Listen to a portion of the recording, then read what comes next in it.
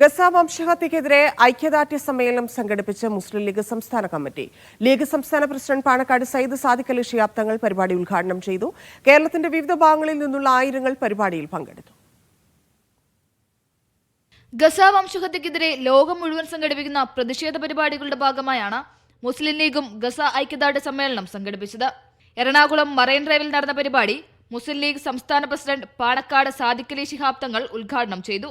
ഇന്ത്യയിലെ ഫലസ്തീൻ അംബാസിഡർ അബ്ദുള്ള മുഹമ്മദ് അബു സാവേഷ് ആയിരുന്നു പരിപാടിയുടെ മുഖ്യ അതിഥി. ഇസ്രായേൽ ഗസയിൽ നടത്തുന്നത് വംശീയ ഉന്മൂലനമാണെന്നും അധിനിവേശത്തിനെതിരെ പോരാട്ടം തുടരുമെന്നും ഫലസ്തീൻ അംബാസിഡർ പറഞ്ഞു.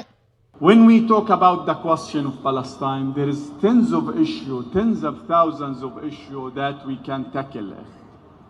But the main issue that we should stand very strong, we the Palestinian people never ever exercise any single type of terrorist act against anyone.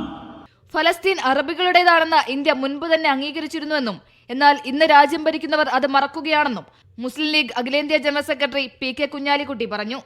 ലോക മനസാക്ഷിയെ വെല്ലുവിളിച്ചുകൊണ്ട് വീണ്ടും അതേ മനുഷ്യക്കുരുതി, ഫറോവയുടെ, ഫിറോവിന്റെ, ഹിറ്റ്ലറുടെ അതേ മനുഷ്യക്കുരുതി ഈ ആധുനിക യുഗത്തിൽ, ഈ മോഡേൺ യുഗത്ത്, ഈ സിവിലൈസ്ഡ് ജനതയുടെ മുമ്പിൽ ഇപ്പോ പുനരാരംഭിച്ചിരിക്കുകയാണ്, നടത്തുകയാണ്. മുസ്ലിം ലീഗ് സംസ്ഥാന ജനറൽ സെക്രട്ടറി PMA സലാം, ദക്ഷിണ കേരള ജമിയത്തുൽ ഉലമ സംസ്ഥാന ജനറൽ സെക്രട്ടറി തൊടിയൂർ മുഹമ്മദ് കുഞ്ഞി മൗലവി, മാധ്യമപ്രവർത്തകൻ വെങ്കടേഷ് രാമകൃഷ്ണൻ, സ്വാമി ധർമ്മ ചൈതന്യ, ഫാദർ പോൾ തേലക്കാട്ട് എന്നിവരും പരിപാടിയിൽ പങ്കെടുത്തു.